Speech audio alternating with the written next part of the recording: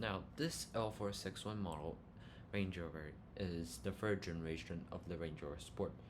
Initially founded as a sportier 5-seater Discovery, the Range Rover Sport has now become a full-size Range Rover, except that it's a bit smaller and for individuals who want a sportier driving experience. Competitors of the Range Rover Sport include the Porsche Cayenne, the BMW X5, Mercedes GLE. Those are the main rivals. Sure, you can consider stuff like a Lincoln Aviator and the Volvo XC90 to be the competitors of this vehicle, but the main competitors will be the aforementioned three models. Now, this model was released on May 10th, 2022. Deliveries haven't begun yet, and if you take a look at the online forums, you will not be sure. And of course, there are ridiculous markups on the models. And this is a new shape Range Rover Sport. The design has certainly been controversial. The grille, some say, is not imposing enough. The tail lamps, some say, look like a Nissan Pathfinder. However, it still retains that floating roofline and the sloping roofline and the oval Range Rover shape that dates all the way back to 1970. However, the interior of the new Range Rover Sport is more of a success. We have gorgeous bronze accents all over the place. Actually, that is ambient lighting, but we do have some chrome accents. And we have an all-new vegan leather interior and some new carbon fiber trims. Now, there are 3 models for the new Range Rover Sport. There is actually a 4th one, but that 4th one has been removed due to not able to build enough of that model. That model was the first edition. It was the only model in the range to be available with the 4.4 liter V8 with 523 horsepower. That engine is BMW derived. Now, of course, the new Range Rover Sport shares the underpinnings of the L460 Range Rover. Now, the Range Rover Sport range kicks off with the SE model. This one has a P360 engine. As the name suggests, it has a 360 horsepower inline-6 mild hybrid engine. It has 335 horsepower to be exact, but we can just say 360 for simpler terms. Now, it's starts at $83,000, which is quite expensive for a Range Rover Sport. A Range Rover Sport started at $70,000, but those days are long gone. Now, all Range Rover Sports have 4-wheel drive, of course, but introduced on the L460, they have an active 4-wheel drive system, which can divert all of the power to the rear wheels to save fuel, if that's what you're buying the Range Rover Sport for. Next up in range, we have the Range Rover Sport Dynamic SE. Dynamic basically is like AMG line or M Sport package. It isn't actually a full-on SCR, but it gives you a body kit and those bronze accents as we can see here. As the name suggests, it has almost 400 horsepower, 395 to be exact, so the 60 is done 3 times faster than the P360 model. It also has a mild hybrid system and of course power sent through that same 8-speed ZF transmission. At the king of the hill for now, before the SZR comes out, we have the Range Rover Sport Autobiography. It has a P440e powertrain, which means it uses the Range Rover Sports SE's P360 engine and then pairs it with a 110 horsepower electric motor to have a combined horsepower figure of 434 horsepower. The additional weight is why it will be slower than the Dynamic SE. However, no test drives of the plug-in hybrid versions of both the L460 and the L461 have begun yet, so we will not be sure as to this weight really does affect the handling or not. Now, as you can see here, as I said before, the first edition model was removed. This means for the first time, there will be no V8 in the Range Rover Sport. From its introduction since 2005, there was always a V8, but this time we are not getting the V8. However, we should be expecting SVR to come maybe a year later. We're going to be selecting the Range Rover Sport SE for this build, as I think we don't need like the dynamic touches of the SE, and if you really do want a plug-in hybrid, get the Autobiography. Numbers suggest that it will be a very good plug-in hybrid. Range Rover said that you can go as far as to 62 miles of electric range, which is very good for a plug-in hybrid due to the fact that it has a 37-watt battery, which is quite large. Now, into the configurator we go. First of all, we have to start off with color. Now, I'm not going to talk about color. It is more of a personal opinion thing rather than a thing that you should get or avoid. Now, it's worth noting that premium metallic paint adds a bit more metallic flakes to the paint to make it pop more. If you have a cash, go for that if you want those colors. Otherwise, you can just stick with the metallic paint. I personally would avoid this style of paint because it just doesn't pop as much as a metallic paint. But again, it's more of a personal opinion thing. I really like Varzine blue. It's more of a grayish blue rather than a full on blue, as you can see in the picture here. Black exterior pack. Now, you see the Range Rover lettering, the grille. As you can see here, it's gray, more grayish rather than black. The rear also has some grayish accents. If you get a backpack, complete blacks out those accents. Get it if you need it. I personally don't. Pixel LED headlights are always a nice option to have if you do night driving a lot. So are front fog lights as well. Those are just essential for me. Now, laminated front and rear side glass is also a very nice option to have. It is also dual pane glass. Top front and rear side glass means thicker front windows than what you usually find in Toyota RAV4, or at least that's what Land Rover says. Laminated front and rear side glass means you get dual pane windows, and it really does contribute to the overall quietness, especially with such an off-road vehicle. You do have a lot of wind noise, and that's an option I highly suggest getting. Now, we've arrived at the stage when a Range Rover is only available with 21-inch wheels. One option I definitely took is the full-size spare wheel. It adds basically a fifth wheel, which is very nice to have. I'm just going to stick with the standard wheels. Black contrast roof, get that if you want it. Sliding panoramic roof is standard, which is very nice.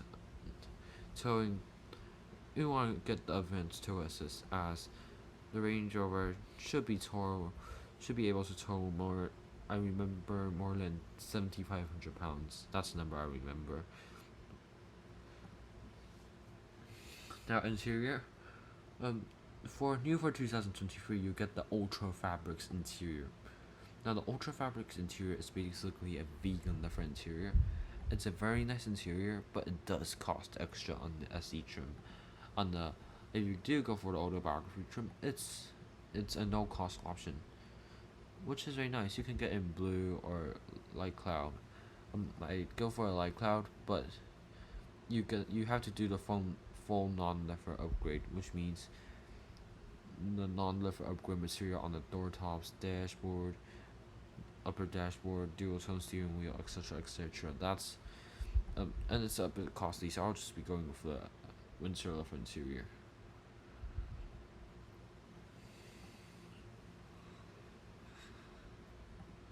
Now I add ventilated and heated power rear seats for $300, which is very nice.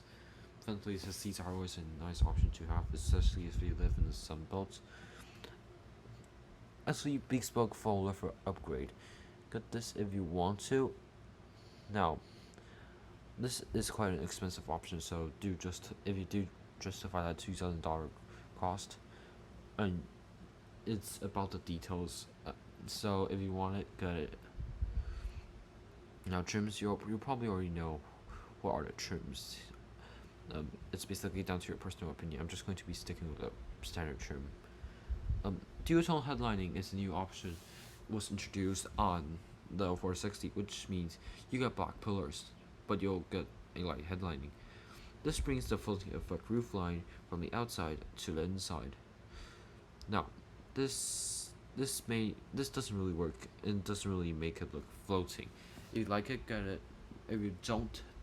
It's more of a personal appearance thing, personal opinion thing, rather than a option that you have to get. Steering wheel, a heated steering wheel, I definitely get that. $300, not a lot of money.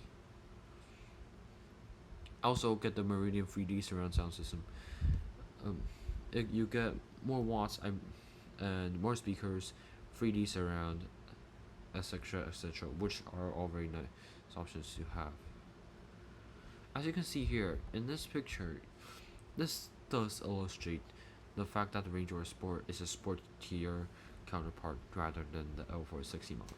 As you can see here, the center console just it looks shorter and has a bit of more flow to it. The design, the L460 has a more upgraded design as well, and the rear seats definitely aren't as big as the ones in the L460, of course, as this is a smaller vehicle.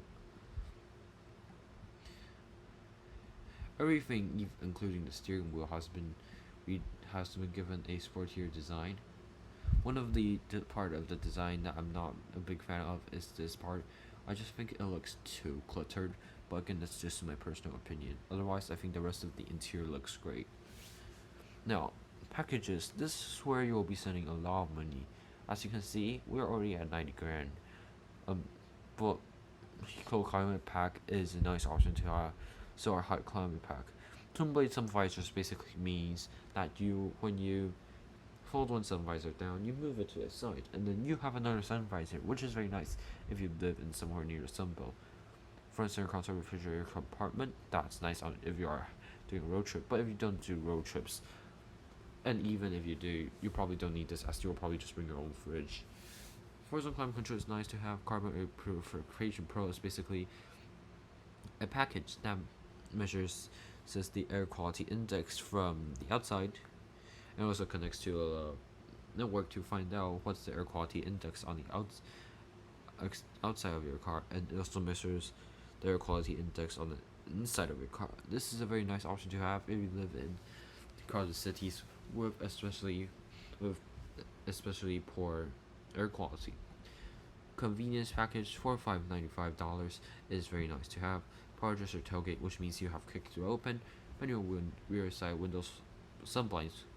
I really do think this option should be included with a hot climate pack, but I don't know why. Cargo space partition, cargo space for partition. Premium upgrade interior pack. This is quite expensive. I'm not going to do this. Premium textile pack. This requires the ultra fabrics interior that I talked about before. Technology pack is very nice, but it's also quite expensive. No, onto interior features.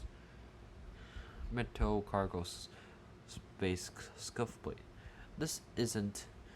It's not this. This piece, which is a cargo divider, is included with the convenience pack.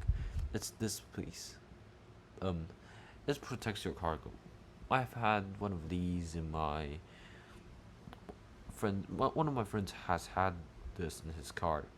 It doesn't really help all that much, actually. You still end up scratching your bumper, and this just ends up getting scratched as well. So $75. Get that if you do want to. It's more of more about the looks. It's rather than function. Wi-Fi enabled data plan. We already have our phones. Soft door close. This is a highly controversial option. Get that if you want to. Basically, when you close the door, it sucks them in by like the last few millimeters. I think it's useless, and it also really hurts if you get your hand in there. It worsens the effect of getting slammed by the car door, so I won't be getting it. Park assist is basically automatic parking. Do you need automatic parking? $200. Just go for it. Although that is an option that you will use once, and you'll never forget that it's there. I also add the twin speed transfer box, $350. I probably owners of this car probably won't be taking this off road, but let's just get it. Adaptive off-road cruise control. It's basically a more advanced system of the altering progresses control that the Land Rovers already had, or crawl control from Toyota. It's basically the same idea. This is more advanced. Now, one thing Land Rover won't be very glad to point out is that this system is introduced on the 046 one. That is the part that they will be very glad to point out. the fact that they won't be so glad to point out is that this isn't available on the L460 yet. So let's just get it.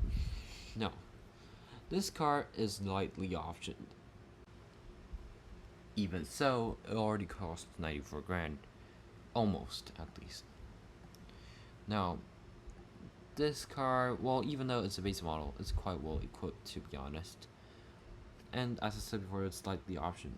If you want to go bonkers with this, your price can easily exceed the 120 grand mark, which is also probably plug-in hybrid version. That's just how much cars are going for these days. And that's before the markups. Now that's it for today's video. If you enjoyed this video, please like, comment, and subscribe. If you have any suggestions, comment down below. I'll be trying my best to get back to you. And that's it for today's video.